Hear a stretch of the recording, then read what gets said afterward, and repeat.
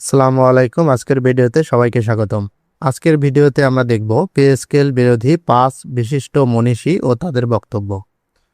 মনীষীদের তালিকার 1 নম্বরে আছেন দেবপ্রিয় ভট্টাচার্য। এসডিজি বাস্তবায়নে নাগরিক প্ল্যাটফর্মের আহ্বায়ক ও সিপিডির ফেলো দেবপ্রিয় ভট্টাচার্য।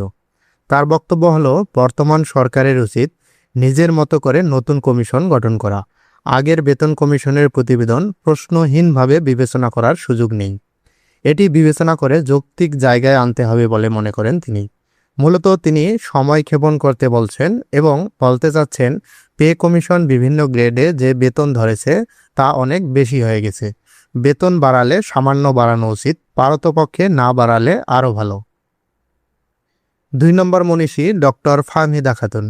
বেসরকারি গবেষণা সংস্থা Centre for Policy Dialogue CPD এর নির্বাহী পরিচালক ডক্টর ফাহমিদা খাতুন বলেন, মূল্যস্ফীতি কমানোর প্রচেষ্টার সঙ্গে সরকারি বেতন বৃদ্ধির লক্ষ্য সামঞ্জস্যপূর্ণ নয়।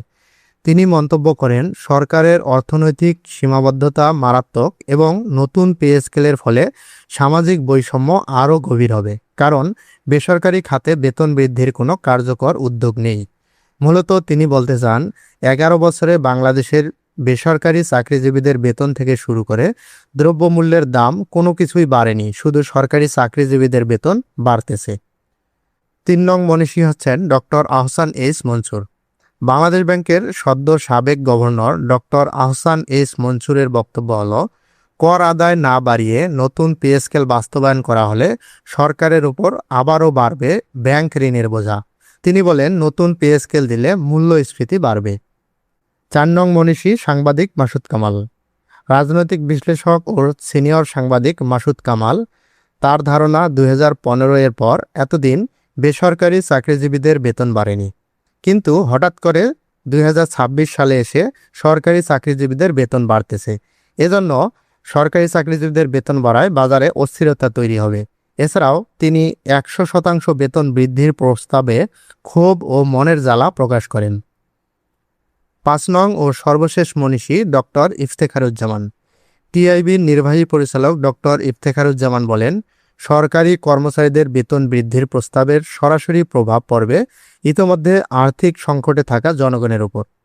এই ব্যয়ভার বহনের সক্ষমতা অর্জনের মতো উপযুক্ত পরিবেশও এখনও সৃষ্টি হয়নি। বেতন ভাতা বৃদ্ধির ফলে দ্রব্যমূল্য সহ সব খাতে ব্যয় বাড়বে। এতে সাধারণ মানুষের জীবনযাপনের খরচ আরও বৃদ্ধি পাবে। বেতন বৃদ্ধির ফলে ঘুষ ও অবৈধ লেনদেন বেড়ে যাবে, যার বোঝা জনগণকে বহন করতে হবে। এনার মতে সকল সমস্যার মূল সমস্যা নতুন পে স্কেল। পে স্কেল না দিলে সকল সমস্যার সমাধান হয়ে যাবে। আশা করি আজকের ভিডিওটি সবার ভালো লেগেছে। পরবর্তী ভিডিও দেখার আমন্ত্রণ জানিয়ে এখানেই শেষ করছি। ধন্যবাদ।